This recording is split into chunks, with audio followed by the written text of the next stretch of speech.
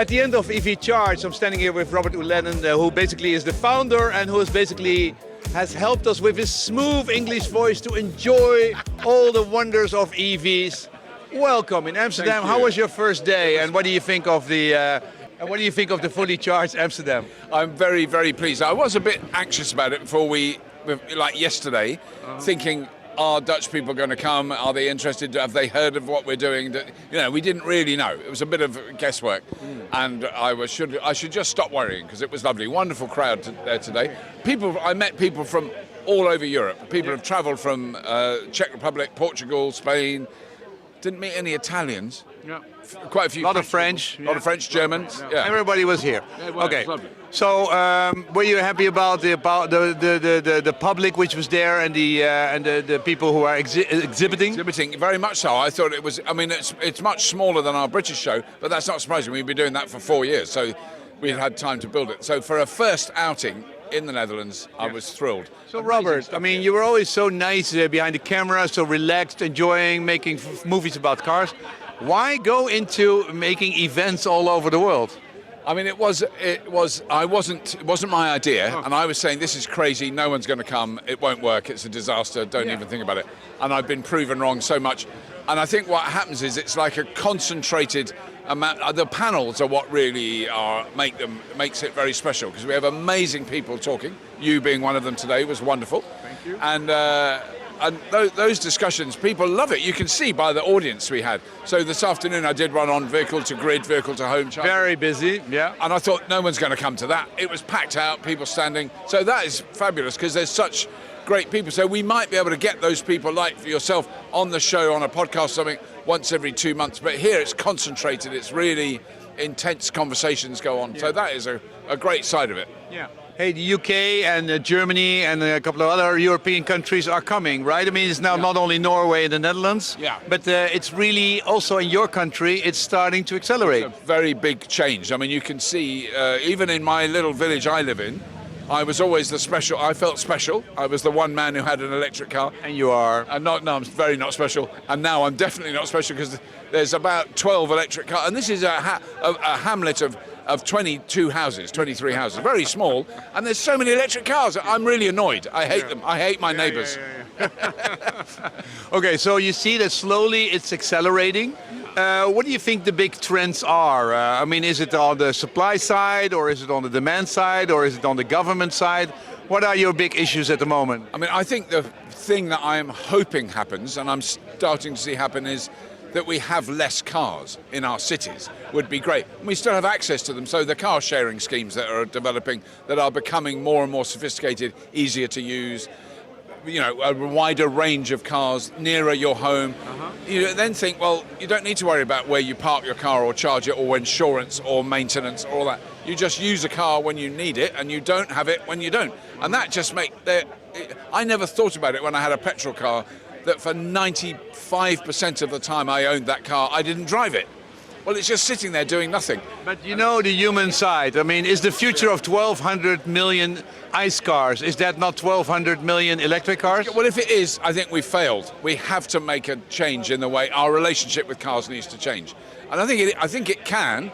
I think it's going to take a long time, but it might be that it skips a generation. I think you and I, for instance, have grown up where you own a car and it's your car and all that. I think young people maybe, I'm hoping, have a different attitude, yeah. But I mean, also, I think it is a combination, because there's a lot of talk about funding charging for the government. I don't think the government should fund charging. Charging should be an economic business opportunity to make. Like a gas station. Yeah, like a gas station. Taxpayers shouldn't fund a gas station, shouldn't fund charging. And that is now starting, in the UK, that's starting to happen, where big companies are investing in really sophisticated charging hubs that work, that are reliable and are easy to use. Those are really. But the UK is now subsidizing people buying cars, right? You get a couple of £1,000 if you buy a car. Is that something where you think should continue? No, it should stop soon, and I think it will. And what's interesting is when they reduced the amount that you get, subsidy you get, suddenly the price of the cars came down as well. So I think the car makers aren't stupid. They went, we can charge a bit more because there's a subsidy. So I think it's a very bad idea long term. I think it was important to start it.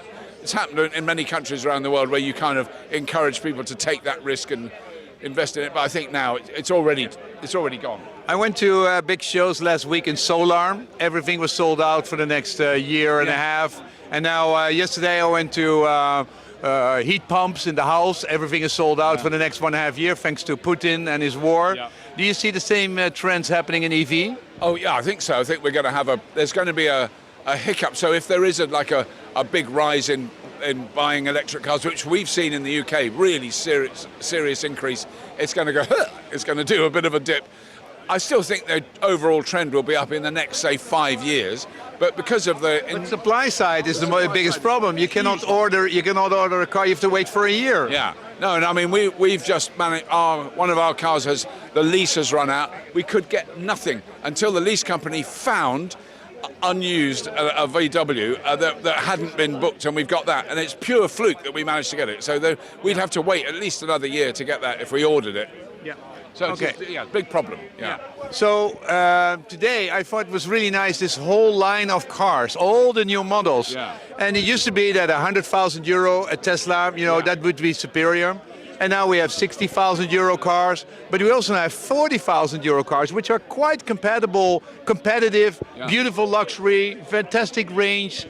The 40,000. When do you think, in your crystal ball, where will we reach 30,000 and 20,000 euro cars? I mean, I'm not sure, and I think it's going to be forced on European and North American car makers probably by China. That if you've got a huge investment making combustion engines, and then you've got to change, and you're fighting it as hard as you can, but you're gradually realizing you've got to do it. You're going to keep the price of electric cars higher so that you can sell the combustion engine cars you've made. Yeah, and splitting up all the companies in ICE and EV, and that's the DEF construction, and that is the one. Okay. I think long term the cost of a battery will come down. It's going to go up again. I think it's going to go up for maybe 18 months, 2 years. But I think eventually it will come down. New technologies will come in with less expensive materials in batteries. And once that happens, the rest of the car is cheaper to make. Yeah. But it's only the battery is still the expensive bit. What did Robert do before he became an EV evangelist? I was a really bad actor. And I did a lot, but I'd done a lot of comedy television in the UK, and also presenting. Here's a thing. I wrote an article for a newspaper to say how boring and pointless TV presenters were, and that their jobs are useless, and why does anybody do it, and why does anyone pay any attention? That was about 6 months before I then became a TV presenter for the next 20 years. So you've got to be careful what you write. What kind of programs? There was a science show called Scrap Heap Challenge about making things out of scrap that was on a rubbish tip. So that's how everybody knew you. And when you started to talk about EV, they were more interested in you, and then EV, and then slowly EV became more important. I think so. I think they were always quite interested in EVs. But yeah, so I'd been on the TV in the UK for many years before I started Fully Charged. So that definitely helped. Yeah. You came also to the Netherlands in that position? Yes. Well, I mean, I came to the Netherlands many times when I was younger as a performer, and played in different clubs around it was great. I loved it. Which one? Well, the Melkweg was the one that we did. The Melkweg, very famous place. If you've been there, the Rolling Stones were there too. Well, did the Rolling Stones play there? Wow. Well, you're in good company. Yeah, no, well, I think we weren't there at the same time as them, but we had a fantastic time there. No, it was really good fun. Okay. Yeah. Thank you for coming to Amsterdam. I love it. See you next year. Yes, absolutely.